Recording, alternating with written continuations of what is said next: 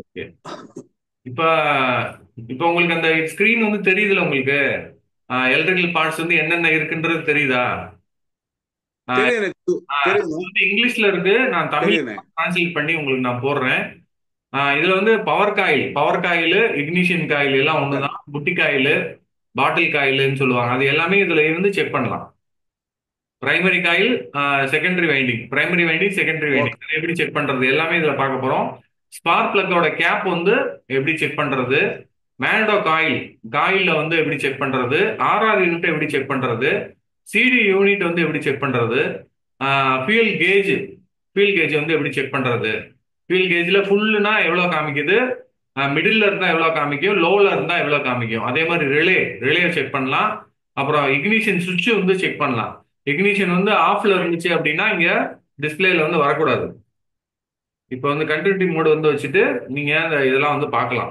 இது எப்படின்றத நம்ம ஒன் பை ஒன்னா பார்ப்போம்.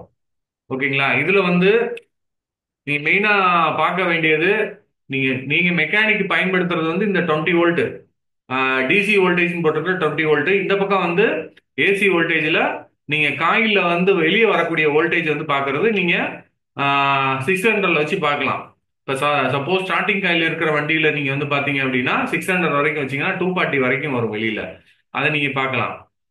அதே மாதிரி பேட்டரி காயில் வந்து சார்ஜிங் ஆர்ஆர் யூனிட்டுக்கு போறத வந்து நீங்க 200 வச்சு பார்க்கலாம். ஓகேங்களா? அதே மாதிரி ஆம்பியர் வந்து செக் பண்ணணும் அப்படின்னா அதாவது ஒரு டூ மில்லி ஆம்ஸ்ல இருந்து 200 மில்லி ஆம்ஸ் வரைக்கும் நீங்க வந்து அதுல பார்க்கலாம். இப்போ உங்களுக்கு ஃபோன் வந்துச்சுன்னா வெளியில போயிடும். அதனால அவர் கம்பம் ராஜா வந்து போயிட்டு போயிட்டு வராருன்னு நினைக்கிறேன். ஓகேங்களா? அதே மாதிரி இதுல கண்டினியூட்டி, இப்போ இதை வந்து எப்படி கண்டினியூட்டி மோட்ல வச்சுட்டீங்க அப்படின்னா கண்டினியூட்டில வந்து செக் பண்ணலாம். அதே மாதிரி ரெசிஸ்டன்ஸ்ல வந்து வச்சீங்க அப்படின்னா இந்த பீப் சவுண்ட்ல இருந்து உங்களுக்கு அந்த 2 எம்னு வருது பாருங்க, அது வரைக்கும் வந்து ரெசிஸ்டன்ஸ் தான். ஓகேங்களா? அது வரைக்கும் நீங்க எல்லாமே செக் பண்ணலாம். இதை வந்து ஸ்கிரீன்ஷாட் எடுத்துக்கோங்க. எடுத்து குரூப்ல வந்து நீங்க போட்டு இந்த மாதிரி விஷயங்கள்லாம் நடந்தது அப்படின்றது நீங்க குரூப்ல பேசுங்க. ஓகேயா? இப்ப அதுக்கு முன்னாடி இந்த ப்ரோப் வந்து இங்க வந்து பாத்தீங்கன்னா எதுல வச்சிருக்காங்கன்றத பாருங்க.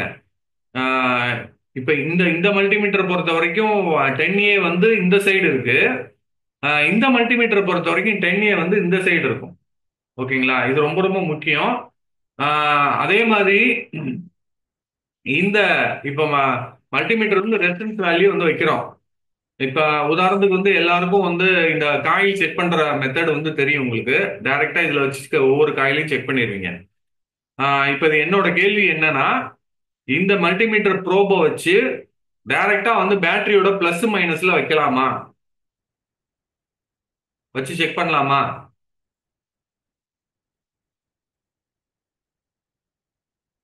உங்கள்கிட்ட தான் கேட்கிறேன்.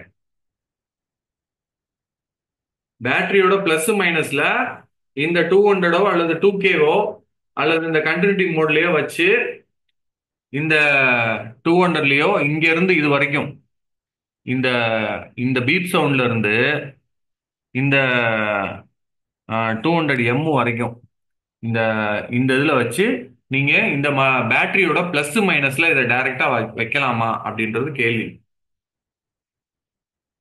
மியூட் எடுத்து விட்டுட்டு பேசுங்க. மியூட் எடுக்கலாம்ல நீங்க? ஓ, வரலையோ?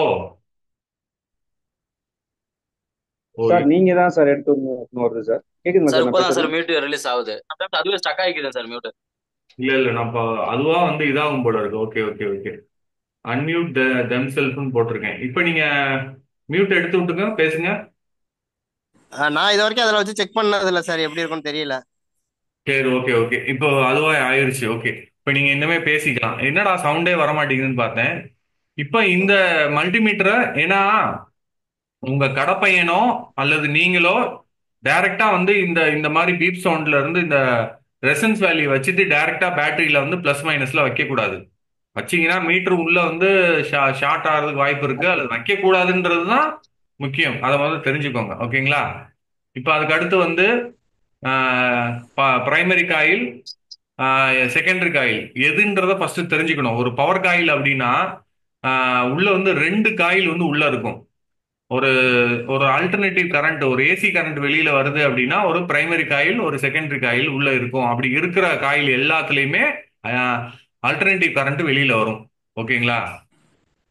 ஒரு காயில் மூலியமா இப்போ ஒரு மேக்னெட் காயில இருந்து வெளியில வரக்கூடிய அவுட்புட் வந்து ஆல்டர்னேட்டிவ் கரண்ட். அதே மாதிரி இந்த பவர் காயில இருந்து வெளியில வரக்கூடிய கரண்ட் வந்து ஹை வோல்டேஜா வரும் செகண்டரி காயில் வழியா. அப்ப பிரைமரிக்கும் எர்த்துக்கும் வச்சு பாத்தீங்கன்னா, அங்க பிரைமரி வந்து நோட் பண்ணிருக்கு, நீங்க பாத்துக்கோங்க. இந்த பிரைமரி வந்து இங்க நோட் பண்ணிருக்கு, பிரைமரி காயில்னு எர்த்து இருக்கு. இப்ப அந்த பிரைமரிக்கும் எர்த்துக்கும் நீங்க வச்சு பாத்தீங்கன்னா அது வந்து 200ல வைக்கணும். ஓகேயா? இந்த மல்டிமீட்டர்ல 200ல வச்சு இந்த பிரைமரிக்கு எவ்வளவு ரீடிங் இருக்குன்னு பார்க்கணும். ஓகேங்களா? பாருங்க. முடிஞ்சிருச்சு. டைம் டைம் கிரேடு முடிஞ்சிருச்சு ராஜா. அவ்வளவுதான். டைம் அவ்வளவுதானா? முடிஞ்சிருச்சா? அதாவது ஓகே சார். டைம் வந்து 10 நிமிஷம். Your meeting will end. 10 நிமிஷத்துல முடிஞ்சிரும். அதனால நம்ம 10 நிமிஷத்துல விறுவிறுன்னு நான் சொல்லிடுறேன். ஓகேயா? சரி சார், 10 சரி சார். நிமிஷத்துல வாங்க, வாங்க. முடியுது. ஓகேயா? இது ஓகே வரைக்கும் சார், பார்ப்போம். இது வந்து பிரைமரி செகண்டரி. ஓகேயா? Okay sir. அதுக்கு இதாச்சுன்னா திரும்பவும் ஒரு தடவை கனெக்ட் பண்ணுங்க, கட் ஆச்சுன்னா. Okay sir. ஓகே. ஓகே. அதே மாதிரி பிரைமரியில வந்து நீங்க வச்சு செக் பண்ணும்போது 200ல வச்சு செக் பண்ணும்போது ஒவ்வொரு வண்டிக்கும் என்னென்ன ஓம்ஸ் வேல்யூ வருது அப்படின்றத நீங்க நோட் பண்ணி வச்சுக்கோங்க. டியோ ஆக்டிவா, ஏவியேட்டர், எட்டர்னோ, இதெல்லாம் ஓல்டு மாடல் ஃபுல்லா. BS3 BS4 ஓல்டு மாடல் ஃபுல்லா. இதுக்கு ஓம்ஸ் வேல்யூ எவ்வளவு வருதுன்றத நோட் பண்ணிக்கோங்க. இப்படிதான் வந்து செக் பண்ணணும். அதாவது ஒரு பவர் காயில்ல இன்புட் கொடுக்குறீங்கல்ல, இன்புட் கொடுக்கறதுக்கும் எர்த்துக்கும் வச்சு பாத்தீங்க அப்படின்னா அந்த கிரீனுக்கு ஒரு சில காயில்ல வந்து பாத்தீங்கன்னா அந்த கிரீன் பின் இருக்காது. டைரக்டா போல்ட்ல வச்சு நீங்க பாக்குற மாதிரி இருக்கும். ஒரு பின் இருக்கும், ஒரு சிலர்ல 2 பின் இருக்கும். ஒரு பின் ஓ மட்டும் இருக்கிறதுல இந்த கருப்பு மல்டிமீட்டரோட கருப்பை தூக்கி போல்ட் போட்டு டைட் பண்ற இடத்துல நீங்க வச்சா போதும். ஓகேங்களா? இது ஸ்கிரீன்ஷாட் எடுத்துக்கோங்க. இதுதான் வந்து பழைய மாடலுக்கு உண்டான ஓம்ஸ் ரீடிங். ஓகேயா? இதுக்கு அடுத்து வந்து ஒரு பிளக் அடாப்டர். இந்த பிளக் அடாப்டருக்கும் வந்து ஒரு ஓம்ஸ் வேல்யூ இருக்கு. 4.5 to 6 கிலோ ஓம்ஸ் கிட்ட வரும். இப்ப வரக்கூடிய BS6 வாகனத்துக்கும் இந்த 6 கிலோ ஓம்ஸ் கிட்ட வரக்கூடிய இந்த பிளக் அடாப்டரையும் நீங்க வந்து இதை 20K வைக்கணும். இப்போ மல்டிமீட்டரை வந்து என்ன பண்ணணும், 20K வந்து வைக்கணும். இந்த 20K வச்சா தான் இதோட ரீடிங் வந்து பார்க்க முடியும். அப்ப இந்த பிளக் அடாப்டர் வந்து போயிருச்சு அப்படின்னா உங்களுக்கு வந்து மிஸ்ஃபயரிங். இது வந்து ஓப்பன்ல வரும். ஒரு ரீடிங் பார்க்கும்போது என்னென்னலாம் பார்க்கணும், ஓப்பன், வேல்யூ, ஷார்ட் சர்க்கியூட். இது எப்பயுமே மறக்க கூடாது. ஒரு மல்டிமீட்டர்ல ரீடிங் பாக்குறீங்க அப்படின்னா வேல்யூ வரும், இந்த மாதிரி 4.5 to 5 கிலோ ஓம்ஸ்னு வரும். ஒண்ணுமே காமிக்காம இப்படியே நிற்கும். ஒண்ணுமே காமிக்கலன்னா பிளக் அடாப்டர் வழியா அந்த உள்ள இருக்கக்கூடிய அந்த டயோடு மாதிரி இருக்கக்கூடியது போயிருச்சு அப்படின்னு அர்த்தம். ஓகேயா? 0 0ன்னு காமிச்சிச்சுன்னா இதை வந்து இப்படி இப்படி இந்த மாதிரி வந்துச்சு அப்படின்னா, இந்த மாதிரி வந்துச்சுன்னா போயிருச்சுன்னு அர்த்தம். ஓகேயா? 0 0ன்னு ஷார்ட் டைரக்டா கனெக்ட் ஆயிருச்சுன்னு அர்த்தம். ஓகேங்களா? ஸ்ட்ரக் ஆகுதா? இல்ல சார், வருது சார். கட் ஆகல. இதுல கட் ஆகல சார். தெரியுது, தெரியுது. ஓகே. இப்போ இதுதான் வந்து பிளக் அடாப்டருக்கு பார்க்க வேண்டிய ரீடிங். ஓகேயா? இதை நீங்க வந்து செக் பண்ணணும். இந்த இதை வச்சு நீங்க இதை ஃபுல்லாவே இதே மெத்தட்ல நீங்க வந்து எல்லாமே செக் பண்ணலாம். ஒரு பவர் காயில், ஒரு ஸ்டார்டிங் காயில், மேக்னடோ காயில் வந்து இதே மாதிரி செக் பண்ணலாம். ஓகேயா? இந்த பல்சர் காயிலுக்கும் எர்த்துக்கும் வச்சு பார்த்தீங்கன்னா ஒரு பிக்கப் காயிலோட ரீடிங் வரும். அது ஃபுல்லா உங்களுக்கு கீழே காமிச்சிருக்கும். ஓகேங்களா? இது ஃபுல்லா வந்து அதே மாதிரி Honda Activa, Aviator, Dio Activa, Activa 110, Unicorn, Shine, Stunner, Twister, Denso coil, Mitsuba, இது எல்லாத்துக்கும் வந்து ரீடிங். ஓகேங்களா? அதுக்கடுத்து மேக்னடோ காயில் வந்து எப்படி செக் பண்றது? ஓகேயா? காயில், அதாவது காயில் சார்ஜிங் காயில்னு சொல்றோம்ல, நம்ம பேட்டரியை வந்து சார்ஜ் பண்ணக்கூடிய காயில் தான் வந்து சார்ஜிங் காயில். Charging time. இந்த சார்ஜிங் காயிலுக்கு 0.2 to 1 ஓம்ஸ் வந்து வரும். ஓகேயா? இதை நீங்க வந்து இந்த கிளாஸ் முடிஞ்ச உடனே நீங்க நாளைக்கு போய் உங்க கடையில வந்து செக் பண்ணி பாருங்க. ஓகே. அதே மாதிரி இந்த இது வந்து இப்ப என் கடையில இருக்கு. உங்களுக்கு இந்த ஐட்லிங் ஆர்பிஎம் செக் பண்றது டேக்கோமீட்டர் வந்து என் கடையில இருக்கு. இதை வச்சு நான் உங்களுக்கு வீடியோவே போட்டிருக்கேன், உங்களுக்கு தெரியும். அதே மாதிரி பேட்டரியோட வோல்ட் வந்து பார்க்கலாம். 6,000 வோல்டேஜ் வந்து எவ்வளவு வரணும்? 13.9 டு 14.7 வரைக்கும் பேட்டரியோட வோல்ட் வரணும். ஓகே, இது எல்லாமே வந்து இதுல பார்க்கலாம். அதே மாதிரி ஒரு ஒரு காயில் கட் ஆயிருக்கா இல்லையா, ஃபியூஸ் ப்ளோன் ஆயிருக்கா இல்லையான்றது பல்பையும் நீங்க வந்து ஈஸியா வந்து பார்க்கலாம். ஓகேயா? அடுத்து வந்து சிடி யூனிட் செக்கிங் ப்ரொசீஜர். ஓகேயா? சிடி யூனிட்டை வந்து எப்படி செக் பண்றது அப்படின்றத நீங்க அடுத்து பார்க்க போறீங்க. சிடி சிடி யூனிட்டுக்கு வந்து நான் வீடியோ போட்டிருக்கேன். இந்த மொத்தம் வந்து இதுல வந்து எத்தனை பின் வருது, இப்போ ஒரு சிடி யூனிட்ல மொத்தம் எத்தனை பின் வருதோ அத்தனை பின்னுக்கும் வந்து நீங்க ஒரு சார்ட் மாதிரி போடணும். சார்ட் மாதிரி போட்டு நீங்க அதுல ஒன்னுக்கும், ஒன்னாவது பின்னுக்கும் ரெண்டாவது பின்னுக்கும் எவ்வளவு வருது வேல்யூ 20K வச்சுட்டு நீங்க செக் பண்ணணும். இதை நான் தனியா உங்களுக்கு நான் வந்து வீடியோ போடுறேன். குரூப்ல கேட்டீங்கன்னா நான் அதுக்கு உண்டான வீடியோ போடுறேன். உங்களுக்கு எந்த வீடியோ ஓகே யூடியூப்ல இருக்கு, உங்களுக்கு தேடி எடுக்க தெரியலன்னா என்கிட்ட கேளுங்க, குரூப்ல கேளுங்க, நான் உங்களுக்கு நான் போடுறேன். அதே மாதிரி ஃபியூல் கேஜ் வந்து எவ்வளவு இருக்கணும், ஃபுல்லுல எவ்வளவு இருக்கணும், எம்டில எவ்வளவு இருக்கணும். அடுத்து ரிலேல வந்து ஒன்னு வந்து கரண்ட்டை வாங்கி இந்த பக்கம் கொடுக்கறது, ஒன்னு வந்து ரிலே வந்து வேலை செய்யறது. இந்த பேட்டரியில இருந்து பிளஸ் மைனஸ் வச்சிருக்காங்க பாத்தீங்களா, அதுதான் வந்து ரிலே வேலை செய்யக்கூடியது. ஓகே, அதுல பீப் சவுண்ட் வந்துச்சு அப்படின்னா ரிலே வந்து ஷார்ட் சர்க்யூட் ஆயிடுச்சுன்னு அர்த்தம். வேல்யூ வந்துச்சு அப்படின்னா அது வேலை நல்லா இருக்குன்னு அர்த்தம். கிட்டத்தட்ட ஒரு 130, 70ல இருந்து 130, 150 கிட்ட வரும். ஓகேங்களா? இதுலயே வந்து உங்களுக்கு ரிலே இருக்கு, ஹெட்லைட் ஹெட்லைட் ரிலே இருக்கு, பாசிங் ரிலே இருக்கு. ஓகேயா? மியூட் போட்டுக்கோங்கப்பா.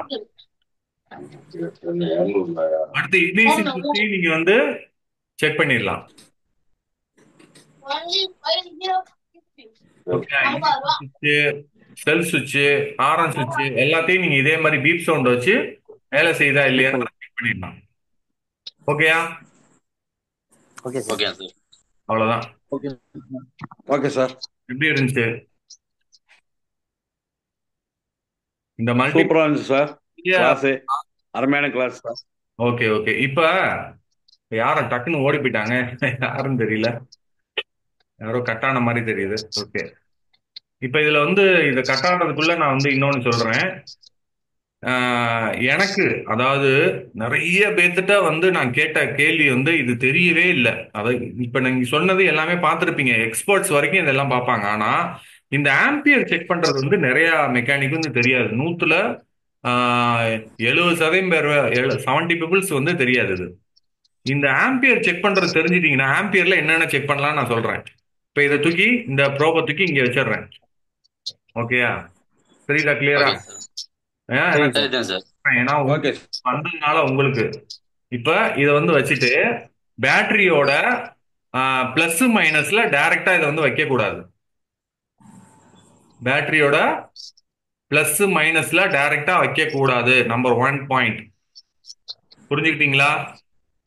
Okay sir. வச்சு செக் ஓகே பண்ணீங்கன்னா அது வந்து தப்பான மெத்தடு. அது பல்ராம் சார் போட்டிருப்பாரு அந்த வீடியோ, நான் அவருக்கே சொல்லிட்டேன் அது தப்பு அப்படின்ட்டு. இல்ல சார் இப்படியும் செக் பண்ணலாம், என் குருநாதர் சொன்னாரு அப்படின்னா அது தவறு.